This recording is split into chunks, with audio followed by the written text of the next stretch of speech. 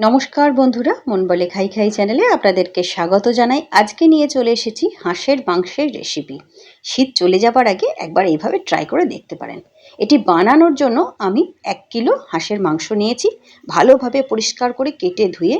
এবারে এর মধ্যে দিয়ে দিলাম পরিমাণ মতো নুন আর হলুদের গুঁড়ো। হলুদের গুঁড়ো এখানে ছোট চামচের 1 চামচ দিলাম, দিয়ে মাংসের গায়ে ভালোভাবে নুন ও হলুদের গুঁড়ো মাখিয়ে ঢাকা দিয়ে আধ ঘন্টা মতো রেস্টে রেখে দেবো। আপনাদের হাতে সময় বেশি থাকলে আরও বেশিক্ষণ রাখতে পারেন।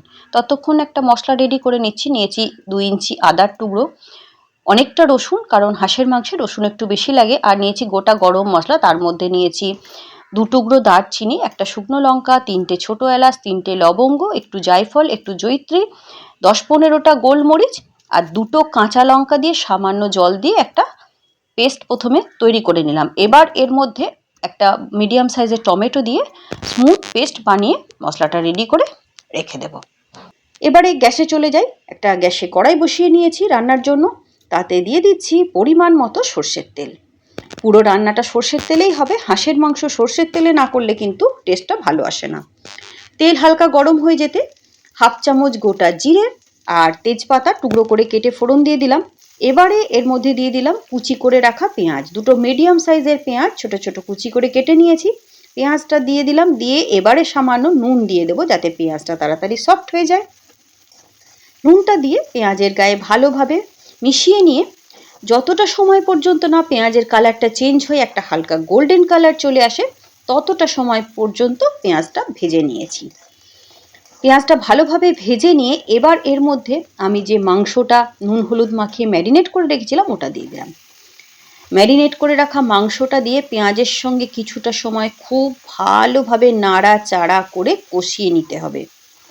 হাঁসের মাংস একটা গন্ধ থাকে, তো এরকমভাবে তেলে প্রথমে ভালোভাবে যদি আমরা ভেজে নিতে পারি তাহলে এই যে গন্ধটা এটা কিন্তু চলে যায়। প্রথমে গ্যাসের আঁচটা বাড়িয়ে 5 মিনিট ভেজে নিলাম। এবারে ঢাকা দিয়ে দিচ্ছি। ঢাকা দিয়ে মোটামুটি 15 মিনিট মতো রান্না করব, কিন্তু তার আগে 5 থেকে 7 মিনিট যাবার পরে ঢাকাটা খুলে দেখুন কতটা জল বেরিয়েছে, তাই আবারও একটু নাড়াচাড়া করে ঢাকা দিয়ে দিলাম। এইভাবে জলটা যতক্ষণ না মরে গেল, শুকিয়ে গেল, ততটা সময় পর্যন্ত আমি মাংসটা ঢাকা দিয়ে দিয়ে একটু ভেজে নিলাম। দেখুন জলটা পুরো শুকিয়ে গেছে, তেল ছেড়ে গেছে মাংস থেকে। এবার এর মধ্যে আমি দিয়ে দেব বেটে রাখা মশলাটা। গ্যাসের আঁচ লো টু মিডিয়ামের মধ্যে আছে। বেটে রাখা মশলাটা দিয়ে দিয়েছি। এবারে এর সাথে কিছু গুঁড়ো মশলাও দিয়ে দেবো। দিয়ে দিচ্ছি ধনে গুঁড়ো বড় চামচের 1 চা চামচ, হলুদ গুঁড়ো, মিট মশলা আর 1/2 চা চামচ জিরের গুঁড়ো দিয়ে সমস্ত কিছু একসাথে ভালোভাবে নাড়াচাড়া করে মাংসের সাথে পুরো মশলাটা কষিয়ে নিতে হবে। এই সময় গ্যাসের আঁচটা মিডিয়ামে রয়েছে। মাংসটা ভালোভাবে মশলার সাথে দেখুন মাখানো হয়ে গেছে। এবারে ঢাকা দিয়ে কিছুটা সময় আমি মশলাটা দিয়ে মাংসটা কষিয়ে নেব। আরও মোটামুটি 10 মিনিট মতো আমি কষিয়ে নিয়েছি। মশলা থেকে তেল ছেড়ে গেছে। এবারে ভালোভাবে আবারও নাড়াচাড়া করে নিচ্ছি। আপনারা দেখেই বুঝতে পাচ্ছেন মাংসের কালারটাও চেঞ্জ হয়ে গেছে। মাংস খুব ভালোভাবে কষানো হয়েছে। এবার এর মধ্যে আমি দিয়ে দিচ্ছি ছোট সাইজের একটা পেঁপের অর্ধেকটা টুকরো করে কেটে নিয়েছি। আর দিলাম আলু। হাঁসের মাংস একটু শক্ত হয়, তাই আমরা যদি পেঁপে এরকমভাবে টুকরো করে কেটে বা বেটে দিতে পারি তাহলে খুব তাড়াতাড়ি সেদ্ধ হয়ে যায়। আর দিয়ে দিলাম 1 চামচ পরিমাণ ধনে পাতার পাতাগুলো আমি আলাদা করে রেখেছি, এটা শুধু ডাঁটাগুলো দিয়ে দিলাম। দিয়ে সমস্ত কিছু একসাথে ভালোভাবে মিশিয়ে নিচ্ছি। আলু, পেঁপে আর ধনে পাতার ডাঁটা দিয়ে আরেকটু কষিয়ে নিয়ে ঢাকা দিয়ে দেব, যাতে পেঁপে ও আলু মশলার সাথে কিছুটা সময় ভালোভাবে কষানো হয়ে যায়। আরও 2 থেকে 3 মিনিট এরকম ঢাকা দিয়ে কষিয়ে নিয়েছি। পেঁপে ও আলু মাংস ও মশলার সাথে ভালোভাবে কষানো হয়ে গেছে। এবার এর মধ্যে দিয়ে দেব 1 চামচ গাওয়া ঘি। আপনাদের যদি গাওয়া ঘিটা খাওয়া বারণ থাকে বা না চলে তাহলে আপনারা স্কিপ করতে পারেন, কিন্তু দিলে খুব সুন্দর টেস্টটা হয়। গাওয়া ঘি দিয়ে আবারও ভালোভাবে একসাথে নাড়াচাড়া করে মিশিয়ে দিচ্ছি। এবারে দিয়ে দিচ্ছি পরিমাণ মতো নুন। নুনটা দেখে শুনে দিতে হবে, কারণ আগে আমি মাংসে নুন মাখিয়েছিলাম, পেঁয়াজেও অল্প নুন দিয়েছি, তাই এই সময় নুনটা একটু বুঝে শুনেই দিতে হবে। নুন দিয়ে সমস্ত কিছু আর একবার ভালোভাবে নাড়াচাড়া করে মিশিয়ে নিচ্ছি।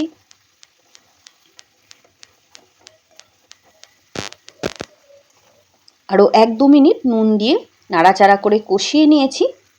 এবারে মাংসটা সেদ্ধ করে নেবার পালা। তো হাঁসের মাংস খুব একটু শক্ত হয়, তাই আমি প্রেশার কুকারে সেদ্ধ করছি। আপনাদের যদি হাতে সময় থাকে তাহলে আপনারা কড়াইতে সেদ্ধ করতে পারেন, বা যে জায়গায় রান্না করছেন সেই পাত্রে সেদ্ধ করতে পারেন। আমি প্রেশার কুকারের মধ্যে মাংসটা দিয়ে কড়াইটাতে একটু জল দিয়ে ধুয়ে দিয়ে দিলাম।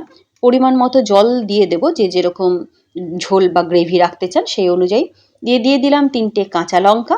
এবারে প্রেশার কুকারের ঢাকনা বন্ধ করে আমি 3টে হুইসেল দিয়ে প্রেশার কুকার অফ করে রাখবো। তারপরে ঠান্ডা হলে আমি এটা একটা কড়াইয়ে ঢেলে নিয়ে তারপর আমি ফিরে আসব।